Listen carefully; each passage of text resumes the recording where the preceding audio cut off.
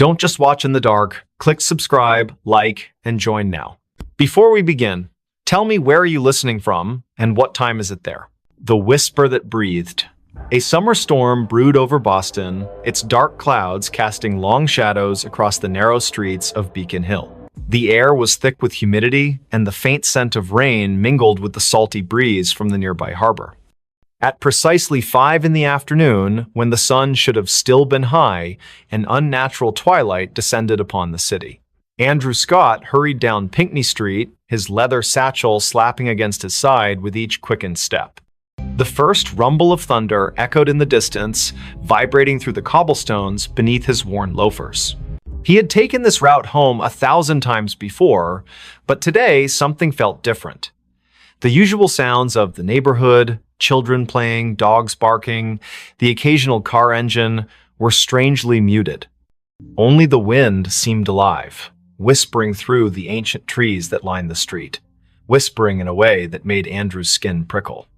He glanced at the old Victorian house at number 17, its windows dark and unwelcoming despite the early hour. The for sale sign in the yard swayed gently, though he couldn't feel any breeze on his face. Madison Rivera stood at her kitchen window on Mount Vernon Street, staring out at the gathering storm. Her teacup trembled slightly in her hand as she watched the clouds churn above the gold dome of the State House. She had lived in this neighborhood her entire life, but never had she seen such an ominous sky this early in the evening. The antique clock on her wall ticked loudly in the silence, each second stretching longer than it should. Something about the atmosphere felt wrong, like the world was holding its breath, waiting for something to happen. In the South End, James Cooper sat alone in his apartment on Tremont Street, absently flipping through old photographs. The lightning flashed outside, illuminating his collection of vintage cameras displayed on the shelves. His fingers paused on a particular picture, a group of friends gathered at Boston Common, smiling faces frozen in time. But as another bolt of lightning illuminated the room, he could have sworn one of the faces in the photograph moved, just for a moment. Just enough to make his heart skip a beat. The frame fell from his hands, shattering on the hardwood floor. Andrew found himself drawn to the old cemetery at the top of Copp's Hill. The wrought iron gates creaked open before him, though he was certain he hadn't touched them. The gravestones stood like silent sentinels, their weathered inscriptions barely visible in the dim light. As he walked between the rows, the whispers grew louder, more distinct. They weren't words exactly, more like fragments of memories or thoughts that didn't belong to him. A cold droplet of rain hit his cheek, followed by another. The storm was getting closer, the thunder growing more insistent, yet he couldn't bring himself to leave. Madison's phone rang suddenly, making her jump. The caller ID showed a number she didn't recognize, but something compelled her to answer. "Hello?" she said, her voice barely above a whisper. There was no response, only the sound of breathing, slow, deliberate, measured breaths that seemed to echo in her ear. The connection remained open, the breathing continuing without variation. She wanted to hang up, but her fingers wouldn't move. Outside, the wind picked up, rattling the windows and sending a chill through the room despite the summer heat. James had gathered the broken pieces of the photograph frame and was attempting to reconstruct it when he noticed something odd. The image inside had changed. Where once there had been 6 smiling faces, now there were 7. The new face wasn't clear, just a blur of features that seemed to shift when he tried to focus on them. The room temperature dropped suddenly, and his breath came out in visible puffs. From somewhere deep within the walls, he heard a soft scraping sound, like fingernails dragging across wood, getting closer with each passing moment. The rain began to fall in earnest now, drumming against rooftops and streaming down window panes throughout the city. Andrew found himself standing before a particular gravestone, its inscription worn almost smooth by time. Yet he could read it perfectly in his mind. Elizabeth Hargrove, 1845-1865. The name triggered something in his memory, though he couldn't place why.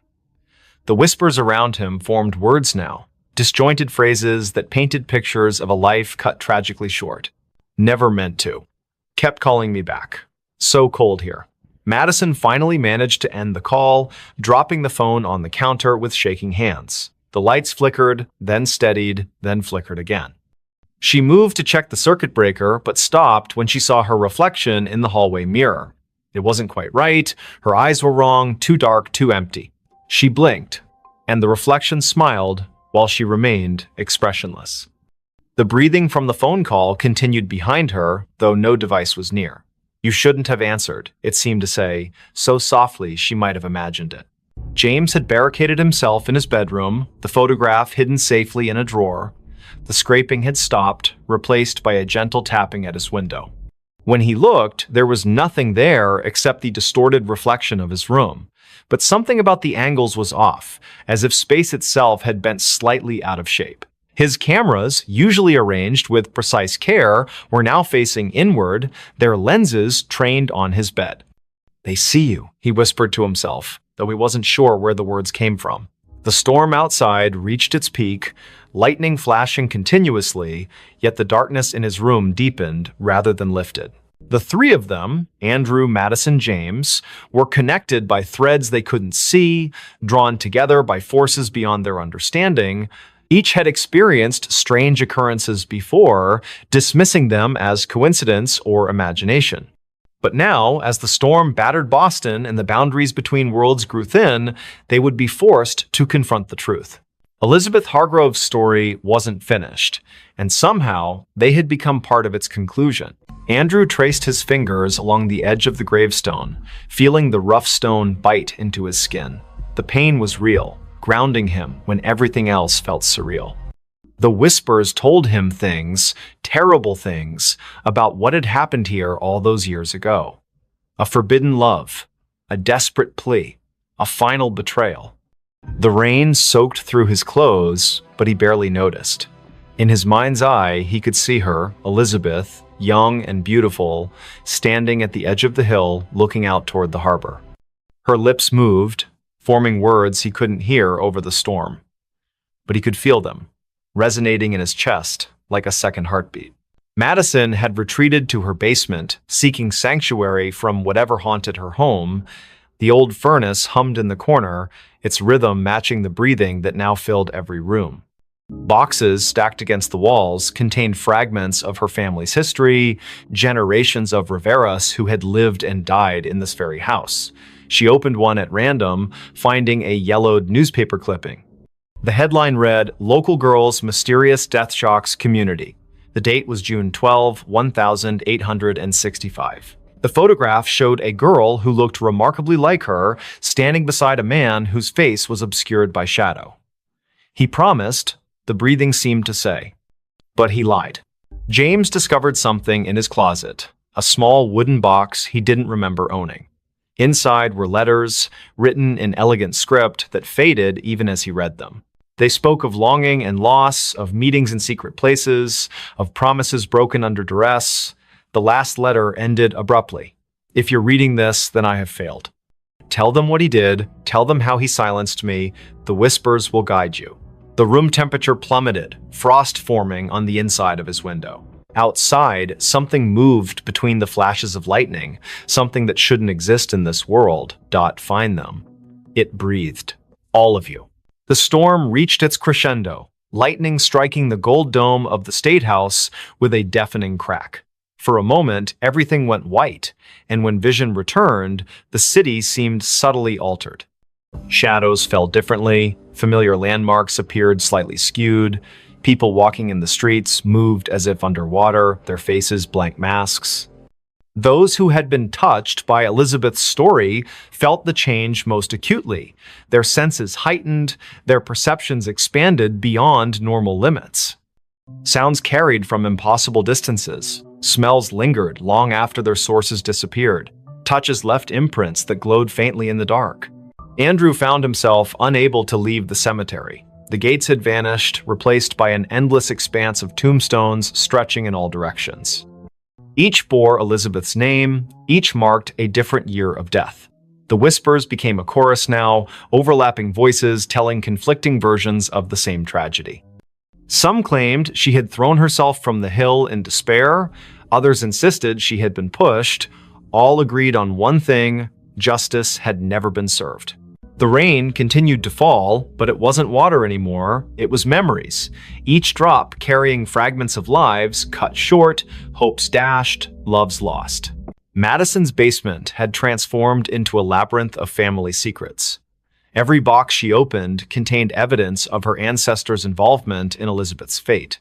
Letters of condemnation, witness statements, a blood-stained handkerchief, photographs showing the same shadowy figure across generations, always present at moments of tragedy.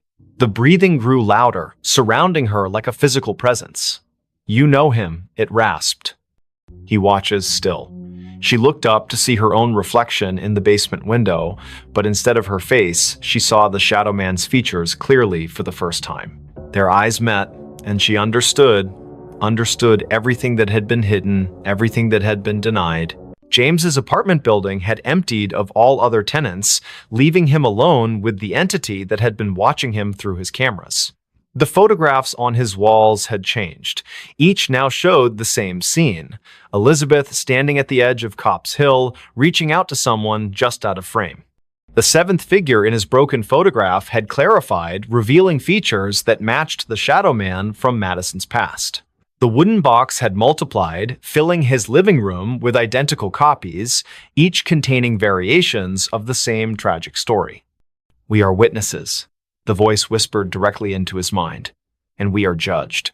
As the supernatural storm raged, drawing energy from centuries of buried guilt and unresolved grief, the three found themselves converging at number 17 Pinckney Street.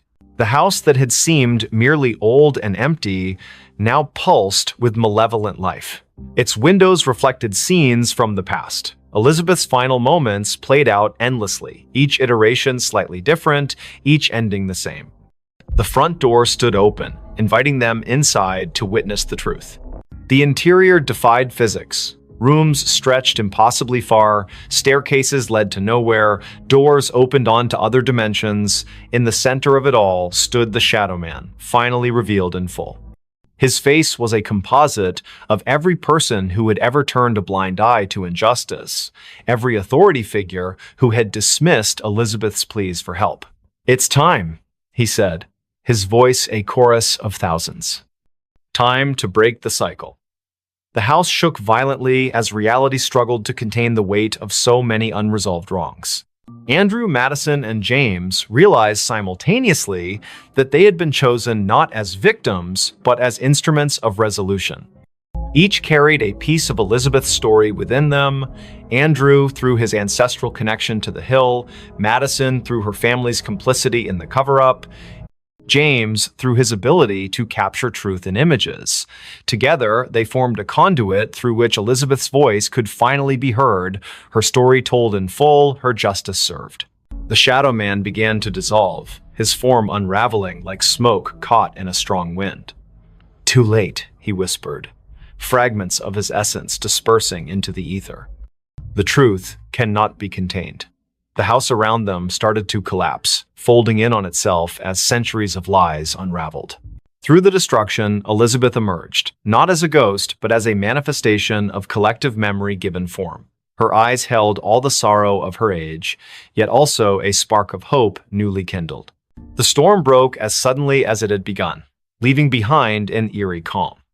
Number 17 Pinckney Street stood intact once more, its windows dark, and its for sale sign swaying gently in the evening breeze. Andrew, Madison, and James found themselves standing on the sidewalk, drenched and disoriented but whole. The whispers had ceased, replaced by the natural sounds of a city recovering from a summer storm. Lightning flashed one last time, illuminating the hilltop where Elizabeth had stood so long ago. For a brief moment, they thought they saw her silhouette against the darkening sky, her hand raised in farewell. Life in Boston returned to normal, though those who had been touched by the supernatural events carried their experiences like scars, invisible to others, but ever present in their minds. Andrew devoted himself to preserving local history, ensuring that stories like Elizabeth's would never be forgotten again. Madison worked to uncover other buried truths in her family's past, determined to break cycles of silence and denial. James continued taking photographs, but now his lens sought to capture not just images, but essences, the intangible elements that made people who they were. On quiet summer evenings, when storms gathered over the city and the wind whispered through the ancient trees, some claimed they could still hear Elizabeth's voice. Not demanding vengeance, not seeking pity, simply reminding those who would listen that truth has a way of emerging no matter how deeply it is buried. And sometimes, when passing number 17 Pinckney Street, particularly sensitive souls might catch a glimpse of movement in an upper window or feel a gentle touch on their shoulder, accompanied by the softest of whispers, "Thank you." The story of Elizabeth Hargrove became legend in certain circles, a cautionary tale about the dangers of ignoring injustice and the power of collective memory. Her name appeared in historical records, her story told in museums and walking tours. Yet those who had truly known her, Andrew, Madison, James, understood that her presence lingered not in these official accounts, but in the spaces between them.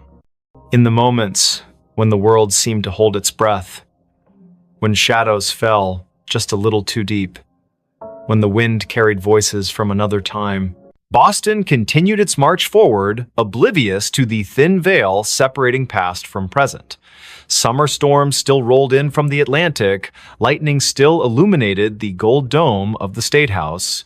Children still played in the shadow of Copp's Hill, unaware of the tragedy that had unfolded there so long ago. But somewhere, in the fabric of the city itself, Elizabeth's story continued to resonate. A reminder that some truths refuse to be silenced. Some voices continue to breathe long after their bodies have turned to dust. And on nights when the moon hung low over Beacon Hill, casting long shadows across the cobblestone streets, those who listened closely might hear it, the whisper that breathed, carrying fragments of a life reclaimed, echoes of justice finally served. Reminders that even in death, truth finds a way to speak through those willing to listen. Don't just watch in the dark. Click subscribe, like, and join now. Before we begin, tell me, where are you listening from and what time is it there? The customer who never left the store. The cicadas were louder than usual that summer night in Charleston, their rhythmic buzzing weaving through the thick humidity that clung to every surface. Lucas Allen stood behind the counter of his small convenience store on King Street, absently wiping down the already spotless glass display case. The neon open sign flickered slightly in the window, casting an uneven glow across the rows of snacks and beverages lining the aisles. It was nearly midnight, and the usual Friday crowd had already come and gone, leaving only the persistent hum of the refrigerators and the distant sound of traffic from the historic district. Lucas checked his phone for what felt like the 100th time that evening. No new messages, just another quiet night in a city that never truly slept. He sighed and glanced at the security camera monitors mounted above the cigarette rack. Each screen showed a different angle of the store's interior, all empty except for his own reflection in the convex lenses. Something about tonight felt different though, like the air itself was heavier than normal. His eyes lingered on the darkest corners of the footage before moving back to the register. The bell above the door jingled softly, making Lucas look up with automatic politeness. A woman stepped inside, her presence immediately altering the atmosphere of the shop. She wore a long coat that seemed inappropriate for the sweltering July heat, its dark fabric hanging loosely around her thin frame. Her face was partially obscured by stringy blonde hair that caught the fluorescent light in strange ways, as if it didn't quite belong there. Lucas noticed how her shoes made no sound against the tiled floor. "Can I help you find something?" he asked, his voice carrying just a touch of professional warmth. The woman didn't respond right away. Instead, she moved slowly toward the back of the store, her head tilted at an unnatural angle as she examined the shelves. Lucas watched her reflection in the glass refrigerator doors. Something about her movements seemed off, almost mechanical. Charlotte Robinson pushed her cart down aisle 3, debating between chips and pretzels. She paused when she realized the woman in the dark coat hadn't moved from where she'd been standing for the past 10 minutes. The stranger was now facing the wall, one hand resting on the metal shelving unit. Charlotte cleared her throat softly as she passed, but the woman didn't acknowledge her presence. There was something unsettling about the way her fingers curled around the edge of the shelf, knuckles white against the dull metal. Lucas finished counting the drawer for the third time, the numbers blurring together in his mind. The woman still hadn't approached the register. He could see her in his peripheral vision, standing in the same spot near the snack aisle. Occasionally, he'd hear the soft rustle of her coat, though he couldn't be sure if she was actually moving anything from the shelves. The store's lights seemed dimmer than usual, casting long shadows across the floor. When he looked directly at her, she appeared perfectly normal, just another customer browsing late at night. But whenever his attention shifted elsewhere, he could feel her watching him. Amelia Mitchell entered the store 20 minutes later, her nurse's scrubs still damp from walking through the humid night air. She needed headache medicine after her double shift at Roper Street Francis Hospital. The first thing she noticed was the temperature. It felt several degrees colder inside than it should have been. Then she saw the woman in the dark coat standing near the beverage coolers. Something about her posture seemed wrong, like she was leaning into the glass without actually touching it. Amelia grabbed her medicine quickly, avoiding eye contact as she approached the register. The transaction took longer than necessary. Lucas kept glancing at the security monitors, noting how the woman's position never changed despite the passage of time. On the cameras, she appeared as a dark smudge against the bright colors of the snack aisle, her features indistinct even in high definition. When he finally looked up from the register, Amelia was already gone, leaving behind only the faint scent of hospital-grade soap. The cicadas outside seemed louder now, their song almost frantic against the glass windows. Charlotte decided she needed to leave. The woman had started humming softly, a tune that sent shivers down her spine, though she couldn't place why. As she approached the register, she noticed something peculiar. The floor tiles beneath the woman's feet looked newer than the rest, as if they'd been recently replaced. The grout lines were cleaner, the pattern slightly misaligned with the surrounding area. Lucas rang up her purchase without speaking, his hands trembling slightly as he handled the cash. Neither of them acknowledged the figure still standing silently among the snacks. The clock ticked past midnight. Lucas began his closing routine, straightening displays and checking expiration dates. The woman remained in her spot, seemingly unaware of the store's operating hours. When he finally mustered the courage to approach her, she turned toward him with a smile that didn't reach her eyes. "I'll be leaving soon," she said, her voice carrying an odd echo despite the carpeted floor. Lucas nodded and returned to the register, though his heart pounded in his chest. Something about her statement felt more like a warning than an assurance. Amelia couldn't shake the feeling that she'd seen the woman before. During her walk home, fragments of memory surfaced, a patient years ago who had died in room 312, her body found cold and alone after the night staff failed to check on her.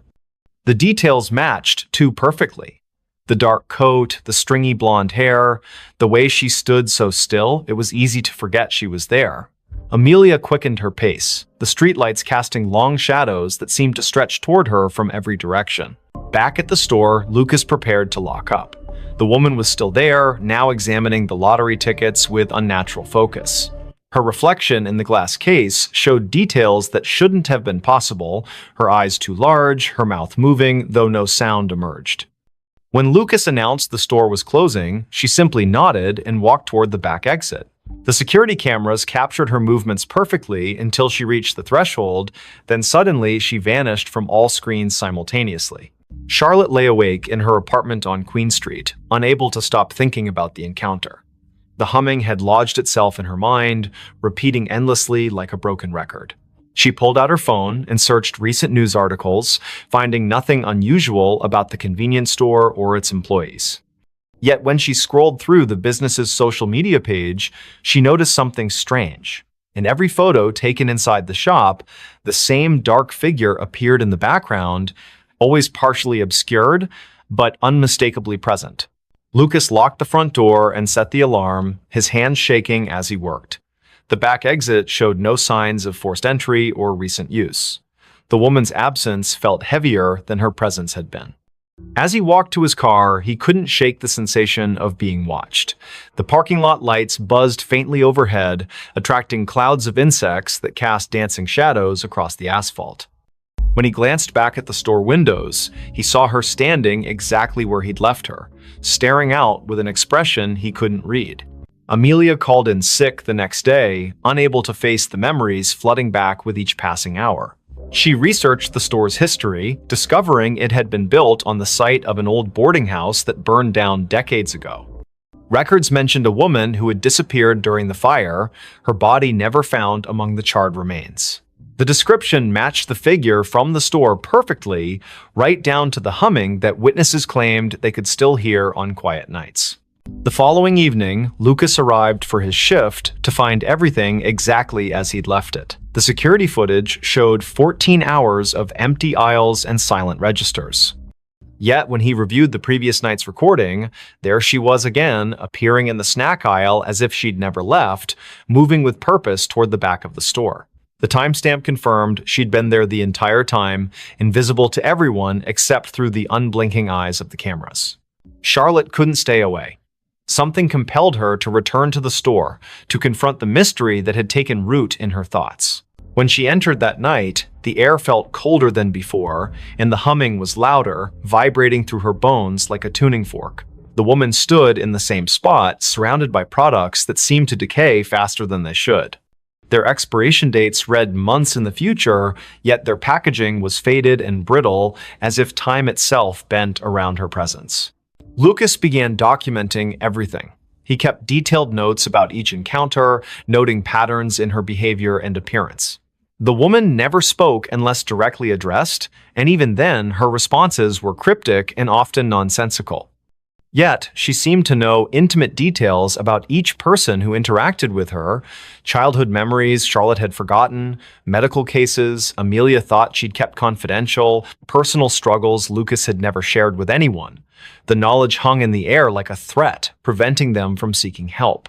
The city continued its usual rhythm around them, oblivious to the supernatural phenomenon unfolding on King Street. Tourists snapped photos of the historic district, capturing streaks of darkness in their pictures that they dismissed as lens flares. Locals complained about power fluctuations in the area, their clocks running minutes fast or slow without explanation. The cicadas grew louder with each passing night, their song taking on an almost musical quality that matched the woman's haunting melody. Amelia discovered other victims during her research, people who had encountered similar figures in different locations throughout Charleston's history. Each story followed the same pattern. A mysterious woman appearing in places of commerce, lingering beyond reason, collecting pieces of people's lives until they became trapped in her orbit. Some claimed she was searching for something specific, others believed she fed on human connection. All agreed that once she marked you, there was no escaping her influence. Lucas found himself changing. His reflection in the store windows seemed less substantial, his features fading slightly each day. Customers commented on how tired he looked, though he slept better than he had in years.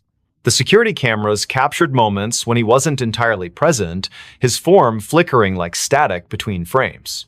The woman watched these transformations with apparent satisfaction, her humming growing more complex, as if composing a symphony only she could hear.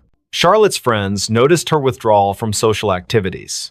She spent hours sitting in her apartment, staring at the convenience store's security feed she'd hacked into. The woman's movements created patterns that resembled ancient symbols when traced over time. Mathematical equations formed in the spaces between appearances, suggesting a logic behind the madness. Yet each revelation came at a cost, fragments of Charlotte's personality chipped away, replaced by an understanding she couldn't articulate. The temperature in the store dropped steadily, creating condensation on the windows that spelled out words when viewed from certain angles. "Help me" appeared repeatedly, though none of them could determine if it was a plea or a command. The refrigeration units malfunctioned constantly, their contents freezing solid regardless of settings. Products aged rapidly on the shelves, some turning to dust within hours of stocking. Time itself seemed to warp around the woman, bending reality to accommodate her presence. Amelia's dreams became vivid and disturbing. She found herself wandering through endless aisles of forgotten stores, each one containing the same dark figure waiting patiently. The humming followed her into consciousness, becoming a constant companion that drowned out other sounds. Her colleagues at the hospital remarked on her improved intuition regarding patient care, though they couldn't explain how she knew things she shouldn't. The line between her world and the woman's realm blurred until she couldn't tell which side she belonged to. Lucas attempted to break the cycle by staying away from the store.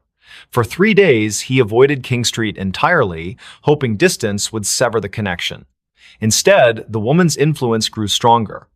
She appeared in his apartment mirror, reflected in puddles during rainstorms, visible in the steam rising from his morning coffee. The humming never ceased, matching his heartbeat until he couldn't distinguish between internal and external sounds. His attempts to warn others fell on deaf ears, their faces blank as if seeing through him. Charlotte documented everything obsessively, filling notebooks with observations and calculations. The patterns revealed themselves gradually, forming a complex web of connections between victims across generations. Each person had experienced loss or isolation significant enough to create a void the woman could fill. They had sought comfort in material possessions, believing wealth or convenience could replace human connection. The realization hit her like a physical blow. They were all customers who had never truly left the store, trapped by their own desires. The final confrontation occurred on the hottest night of the summer. The cicadas screamed in harmony with the humming, their combined song shaking the glass in the store's windows. Lucas, Charlotte, and Amelia found themselves drawn back to the convenience store despite their efforts to resist. The woman waited for them in aisle 3, her dark coat billowing as if caught in a wind that didn't exist. Her smile revealed too many teeth, each one gleaming like polished stone. "You've learned," she said, her voice resonating through the empty store. But learning isn't enough. The floor tiles beneath them shifted, revealing the foundation of the old boarding house. Charred wood and ash filled the space where modern construction should have been. The security cameras captured everything perfectly, broadcasting their final moments to empty monitors throughout the building. One by one, they stepped forward, unable to resist the pull any longer. The store remained open for business the next day. New employees arrived, unaware of the previous staff. Customers browsed the aisles, selecting items they didn't need but couldn't refuse. In the security footage, dark figures moved among the shelves, their forms becoming clearer with each passing night. The humming continued, growing louder with each new victim drawn into its melody. And in aisle 3, the woman waited patiently, collecting souls who had forgotten what it meant to truly leave. Don't just watch in the dark. Click subscribe, like, and join now. Before we begin, tell me, where are you listening from and what time is it there? The Book That Called Me. The streets of Chicago were slick with rain, reflecting the dim orange glow of streetlights like shattered mirrors. It was 5 in the morning, and the city seemed to hold its breath under a heavy sky streaked with gray clouds. The storm had rolled in from Lake Michigan without warning, drenching everything in sight. Victoria Evans stood on the corner of Wabash Avenue, clutching her coat tighter around herself as she waited for the traffic light to change. She hated mornings like this, cold, wet, and eerily quiet, but her job at the library demanded punctuality. Victoria worked at Harold Washington Library Center, a towering structure that loomed over South State Street like some ancient sentinel. The building's glass facade shimmered faintly in the pre-dawn gloom, catching the occasional flash of lightning that lit up the horizon. As she approached the entrance, her shoes squelching against the wet pavement, she noticed something odd: a single book lying face down on the steps leading up to the main doors. Its cover was dark, almost black, and water pooled around it in tiny rivulets. No one else was around. The security guard, who usually manned the early shift, hadn't arrived yet. She hesitated for a moment before picking it up. The book felt heavier than it should have been, its pages damp but not entirely soaked through. There was no title on the spine or cover, just an embossed pattern of swirling lines that seemed to shift slightly when viewed from different angles. A shiver ran down her spine, though she couldn't say why. Maybe it was the way the book felt. Alive somehow, pulsing faintly in her hands. Still, curiosity got the better of her. She tucked it under her arm and pushed open the heavy glass door. Inside, the library was silent except for the faint hum of fluorescent lights overhead. Rows upon rows of shelves stretched out into shadowy corners, their contents neatly organized, yet somehow foreboding in the dim light. Victoria made her way to the circulation desk near the center of the atrium, setting the book down carefully, as if afraid it might bite. Her fingers lingered on the cover for a second longer than necessary before she pulled them away abruptly. Something about it unsettled her deeply, though she couldn't put her finger on what exactly it was.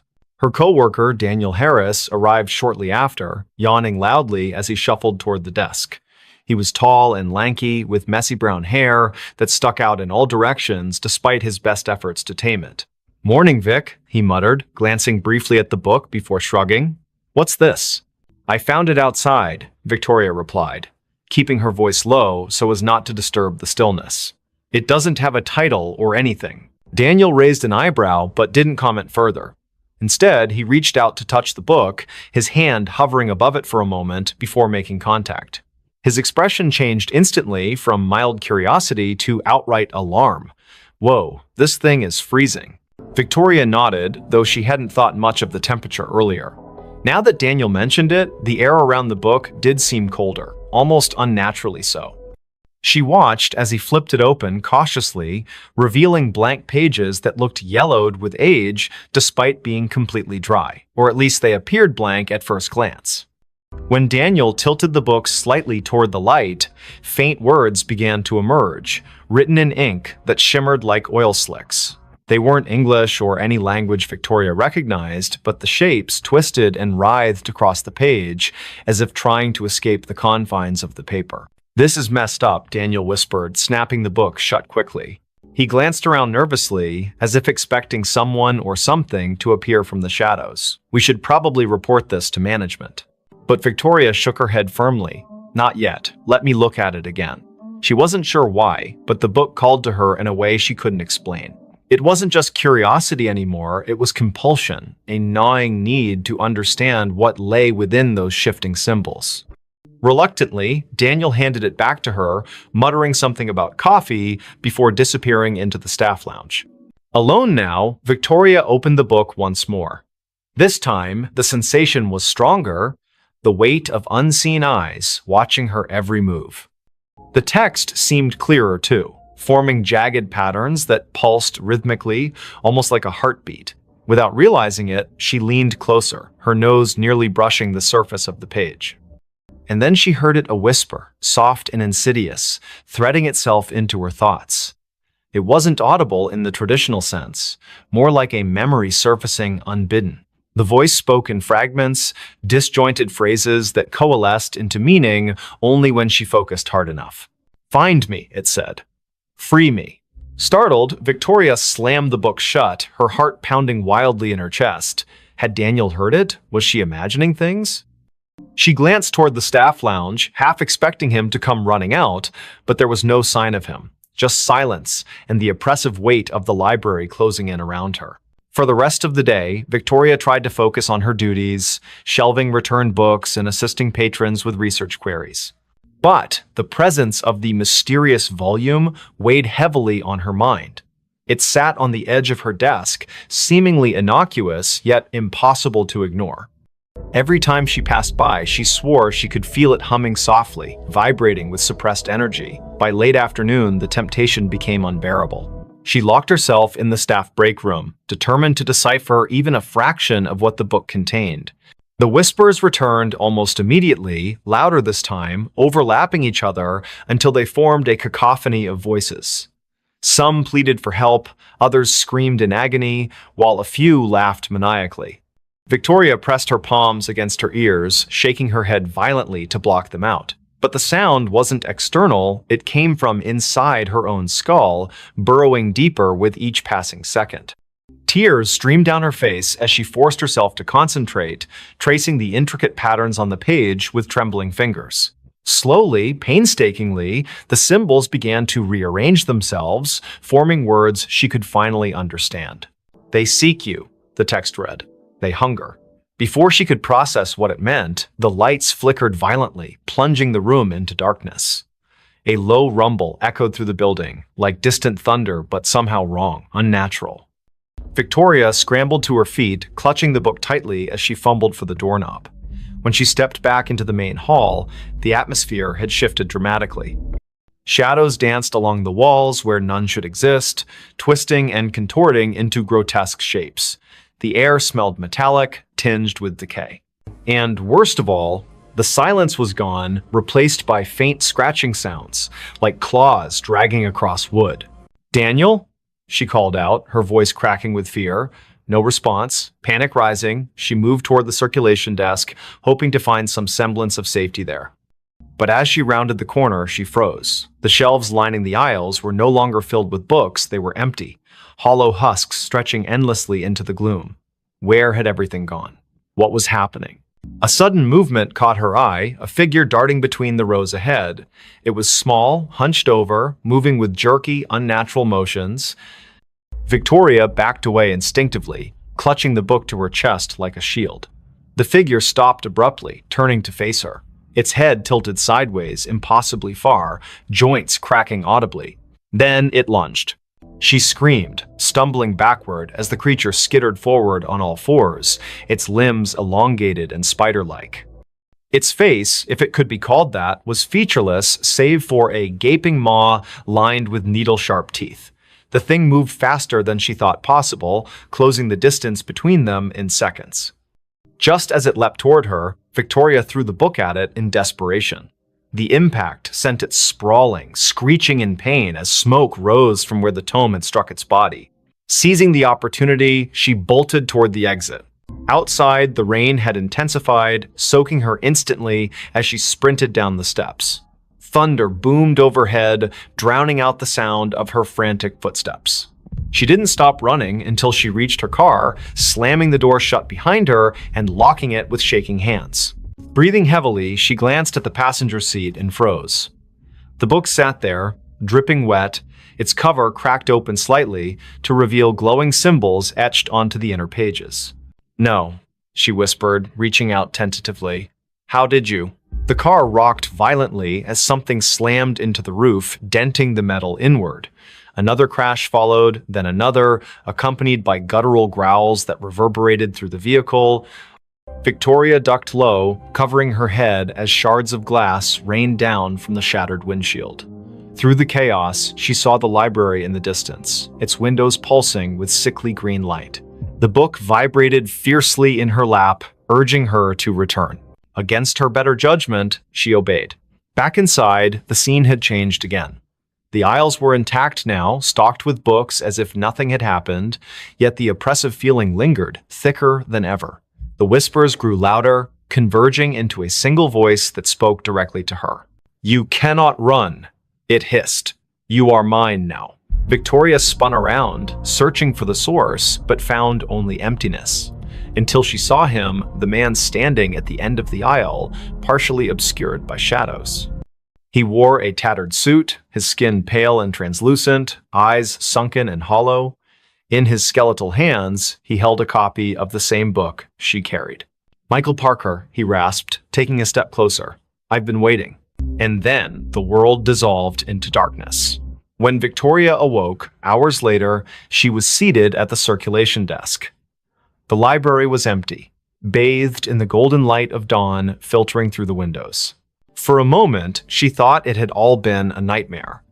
But when she looked down, the book lay open before her, its pages filled with fresh writing. "They will come for you next." The whisper that never opened. It was 3 a.m. when Lucas Bennett first heard the sound. A faint whisper carried by the icy wind that swept through the narrow streets of Los Angeles. The city was unusually quiet for a place that never slept, its usual hum of life replaced by an unsettling stillness. Frost clung to the palm trees lining the sidewalks, their leaves glistening under the dim streetlights. Lucas had been walking home from his late shift at the diner when he noticed it, the whispering that seemed to follow him wherever he went. He pulled his jacket tighter around himself, trying to shake off the chill that wasn't entirely from the cold. The whisper grew louder as he passed an alleyway between two old brick buildings. It sounded like words, but nothing coherent, just fragments of syllables that danced at the edge of understanding. His pace quickened, boots crunching against the frost-covered pavement. He told himself it was just the wind playing tricks on him. But deep down, he knew better. Olivia Turner lived in apartment 3B of the building where Lucas rented his studio.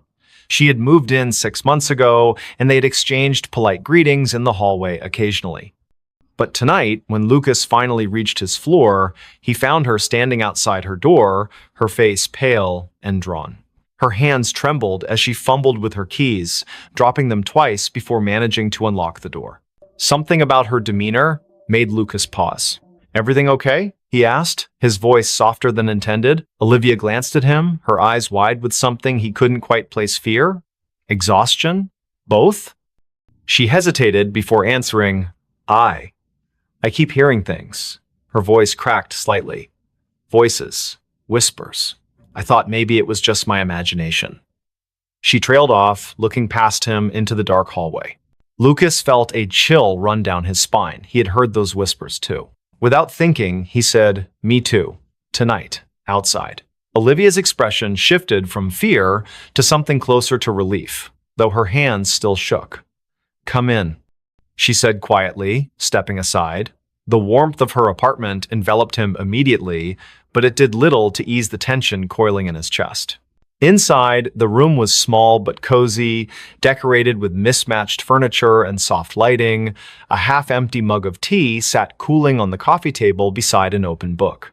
Olivia gestured for him to sit while she poured herself another cup. "Do you want some?" she asked, holding up the teapot. Lucas nodded, though he doubted anything could settle the unease growing inside him. As she busied herself in the kitchenette, he noticed the curtains were drawn tightly shut, despite the fact that no one would be able to see inside at this hour. The windows themselves seemed almost deliberately avoided. So Olivia began after handing him a steaming mug. "You heard them too, the whispers." It wasn't a question. Lucas took a sip of the tea. It tasted bitter, but he didn't complain. "Yeah, out there. They followed me all the way back here." He set the mug down carefully. "What about you? When did you start hearing them?" Olivia wrapped her fingers around her own mug, staring into its depths as if searching for answers. "A week ago. At first, I thought it was just stress or lack of sleep. You know how it is, working long hours, trying to make ends meet. But then it got worse." She looked up at him, her gaze piercing. "They started coming closer, louder. Like they were right behind me, even when I was alone in my apartment." Lucas swallowed hard. "Did you tell anyone? Call someone?" Olivia shook her head. "Who would believe me? My friends think I'm overreacting. My landlord thinks I'm making excuses to get out of paying rent next month." She let out a humorless laugh. "And honestly, who can blame them? If I hadn't heard it myself tonight, I might not have believed me either." The silence that followed was heavy, broken only by the distant hum of traffic far below. Lucas glanced toward the window, where shadows flickered faintly against the drawn curtains. Was it his imagination, or did the air feel colder now? He turned back to Olivia. "There has to be an explanation. Maybe it's some kind of electrical interference, or, I don't know, plumbing noise?" Even as he said it, the words sounded hollow. Neither of them believed it. Olivia leaned forward, lowering her voice. "There's something else. Last night, I saw someone or something standing outside my window. Just a figure, barely visible through the frost. It didn't move, just stood there, watching." Her breath hitched. "When I went to check, there was no one there. No footprints, nothing. But the feeling, it stayed with me. Like I wasn't alone anymore." Lucas felt a knot tighten in his stomach. He wanted to dismiss her story as paranoia, but the memory of the whispers he'd heard earlier lingered vividly in his mind. "Have you tried leaving? Going somewhere else for a few days?" She shook her head again. "I can't afford to leave. And besides," she hesitated, glancing toward the window once more, "it feels like it's following me." Wherever I go, whatever I do, it's always there, waiting. The weight of her words settled over them like a suffocating blanket. Lucas finished his tea, setting the empty mug aside. We should figure this out together. He said finally, whatever it is, if it's real, we'll find a way to stop it. Olivia gave him a small, grateful smile, but her eyes remained haunted. Over the next hour, they talked about everything they could remember. The timing of the whispers, any patterns or triggers, whether they had noticed anything unusual in their daily routines. The conversation helped distract them temporarily, but neither could shake the sense that they were being watched. Every creak of the building, every gust of wind outside, sent jolts of adrenaline coursing through their veins. Eventually, Lucas realized he needed to get back to his own apartment. Reluctantly, he stood, thanking Olivia for the tea. She walked him to the door, her hand lingering on the doorknob.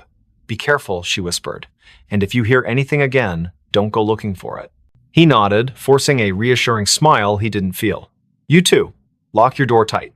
With that, he stepped out into the hallway, closing the door softly behind him. For a moment, he stood there, listening. The whispers weren't audible now, but the oppressive silence felt just as menacing. Back in his studio, Lucas locked his door and double-checked the windows. He debated calling someone, anyone, but who would he call? Who would understand, without dismissing him outright? Instead, he lay down on his bed, staring at the ceiling as exhaustion slowly crept over him.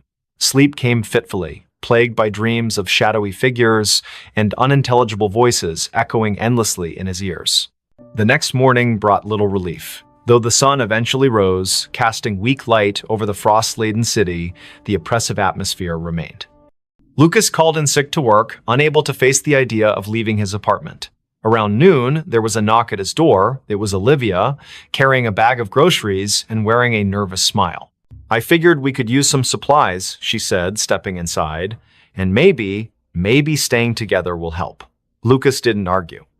Together, they spent the day researching local legends, urban myths, anything that might explain what was happening. They scoured forums, read articles, even dug into old newspaper archives online. Most of it was nonsense ghost stories and conspiracy theories, but one thread caught their attention. A user named Silent Watcher had posted about a series of disappearances in Los Angeles during the winter months over the past decade. The cases were unsolved, dismissed as runaways or accidents, but certain details stood out. Witnesses reported hearing strange noises before the victims vanished. Some claimed to have seen shadowy figures lurking near windows or alleys. The posts were vague, but the similarities were impossible to ignore. As evening fell, the temperature dropped sharply. The heater struggled to keep up, and both Lucas and Olivia found themselves bundled in blankets, huddled together on the couch. The whispers returned, louder this time, seeping through the walls like water. They exchanged panicked looks, hearts pounding in unison. Whatever it was getting closer. Desperation drove them to action. Armed with flashlights and makeshift weapons, a baseball bat for Lucas, a kitchen knife for Olivia, they ventured into the hallway. The whispers surrounded them now, forming a cacophony of disjointed sounds that clawed at their sanity. Each step felt heavier than the last, as if the air itself resisted their movement. At the end of the hallway, the emergency exit stood ajar, frost creeping inward. Beyond it lay the fire escape, descending into darkness. Lucas hesitated, gripping the bat tightly. "Do we really want to know what's out there?" he whispered. Olivia didn't answer, her eyes fixed on the gap. Slowly, they stepped through, bracing themselves for whatever awaited them. The metal stairs groaned under their weight, each step echoing ominously in the frigid night. Below, the alley was shrouded in shadow, the streetlights casting long, distorted reflections on the icy ground. Movement caught the corner of Lucas's eye, a flicker, gone before he could focus. Then another, and another. Shapes darted between the buildings, fleeting glimpses of something humanoid, yet wrong. "Run," Olivia hissed, clutching his arm. They bolted down the remaining steps, slipping on patches of ice as they fled. Behind them, the whispers erupted into a deafening roar, filling the air with chaotic sound. Shadows converged, twisting and writhing like living smoke. Panic surged through Lucas's veins as he realized they were being hunted. They rounded a corner, breaths ragged, legs burning.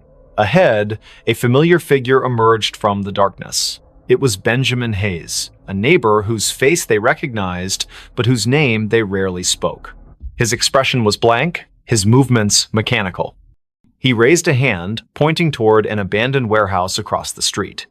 "In there," he said, his voice devoid of emotion. "You'll find answers." Without hesitation, they obeyed, bursting through the rusted doors of the warehouse. Inside, the air was thick with decay and dampness. Faint traces of graffiti adorned the crumbling walls, remnants of a forgotten era. In the center of the vast space stood a wooden crate, its surface etched with symbols neither of them recognized. Above it hovered a swirling mass of darkness, pulsating rhythmically like a heartbeat. Olivia approached cautiously, her knife trembling in her grip. "What is this?" she murmured, reaching out. Lucas grabbed her wrist, pulling her back. "Don't touch it," he snapped. But it was too late.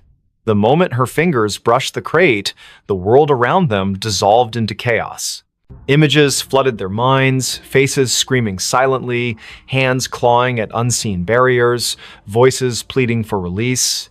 The whispers coalesced into a single, thunderous command. Open me now." Lucas staggered backward, clutching his head as the vision overwhelmed him. Olivia collapsed to her knees, tears streaming down her face. "I can't," she choked out. "I can't stop it." The darkness expanded, consuming the warehouse, swallowing everything in its path. Somewhere in the distance, Benjamin's voice echoed faintly. "You shouldn't have come here." And then, silence. When Lucas opened his eyes, he was alone.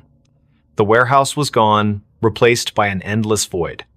Whispers surrounded him, louder than ever, pressing against his skull until he thought it might burst. He screamed, but no sound escaped. The last thing he saw before the darkness claimed him completely was the crate, floating impossibly in the emptiness, its lid inching open. Somewhere in Los Angeles, the sun rose again, frost melted from the trees, and life resumed its usual pace. But in apartment 3B, the curtains remained drawn and the whispers continued, waiting for their next listener. Screams in the warehouse at night. The winter air in Savannah carried an unusual chill, even for Georgia. The cicadas buzzed incessantly through the humid night as Amelia Thompson tightened her scarf around her neck. She had taken the security job at the old warehouse on the outskirts of town, mostly out of desperation. The building stood like a monolith against the dark sky, its weathered brick walls telling stories of better days when it was part of the thriving Port District. Liam Allen, her partner for the night shift, leaned against their patrol car while chewing absent-mindedly on a toothpick. "Third week, and you're still jumpy," he said with a smirk that didn't quite reach his eyes. His attempt at casual conversation couldn't mask the tension in his voice. They both knew something wasn't right about this place. Every night brought new sounds from within the warehouse's walls, sounds that shouldn't exist in an empty building. As they approached the main entrance, Amelia noticed the padlock looked different somehow. The scratches around the hasp seemed fresh, though she could have sworn she'd checked it thoroughly just hours before. Liam must have seen her hesitation because he placed a hand on her shoulder. "Probably just kids messing around again," he said, but his words lacked conviction. Last week, they'd found graffiti inside that definitely hadn't been there during their previous rounds. The heavy metal door groaned in protest as Liam pushed it open. The smell hit them immediately, damp concrete mixed with something metallic that made Amelia's stomach churn. Their flashlights cut through the darkness, revealing rows of empty pallets and dusty machinery. The air felt heavier inside, pressing against their lungs with each breath. Somewhere deep in the shadows, water dripped methodically. Drip, drip, drip. They started their usual patrol route, boots echoing ominously against the concrete floor. Amelia couldn't shake the feeling they were being watched. The security cameras mounted high on the walls provided little comfort. Their red lights blinked steadily, but she knew from experience how unreliable they were. Half of them were either broken or showed nothing but static-filled images on the monitor back at their station. "Did you hear that?" Amelia whispered suddenly, grabbing Liam's arm. A soft scraping sound had come from somewhere behind the rows of shelving units. It sounded like metal dragging across concrete. Slow, deliberate. Liam raised his flashlight, the beam trembling slightly despite his best efforts to keep it steady. "Probably just rats," he muttered, though neither of them believed it. The sound came again, closer this time. Closer. Their radios crackled to life without warning, making them both jump. Static filled their ears for several seconds before a distorted voice broke through. "Help me." The transmission ended abruptly, leaving only silence in its wake. Amelia and Liam exchanged a worried glance. That section of the frequency belonged to local emergency services, not their security channel. They should never have received that transmission here. The temperature seemed to drop several degrees as they continued deeper into the warehouse. Their breath formed visible clouds in the beam of their flashlights. Something moved in the corner of Amelia's vision. A shadow too large to be a rat, darting between support columns. When she turned to look directly at it, there was nothing there. Just empty space and more shadows that seemed to stretch longer than they should. Liam stopped suddenly, causing Amelia to bump into him. He was staring at something on the floor ahead. At first glance, it looked like oil stains, but as they moved closer, the metallic smell became overwhelming. Blood. Fresh blood leading toward one of the loading docks. The trail glistened wetly in their flashlight beams, ending abruptly at the edge of a large pool that hadn't been there during their last pass through this area. Neither of them spoke as they followed the path, their footsteps careful and measured. The loading dock area proved even colder than the rest of the warehouse. Condensation formed on every surface, dripping steadily from the ceiling beams. What appeared to be claw marks scored deeply into the concrete floor, radiating outward from the blood pool like some terrible flower blooming in reverse. Amelia's radio crackled again. This time with no discernible words, just a rising and falling electronic whine that set her teeth on edge. She fumbled to turn it off, but found the volume control unresponsive. Something heavy shifted in the darkness above them. The sound of movement came from the catwalks high overhead, accompanied by a low, guttural growl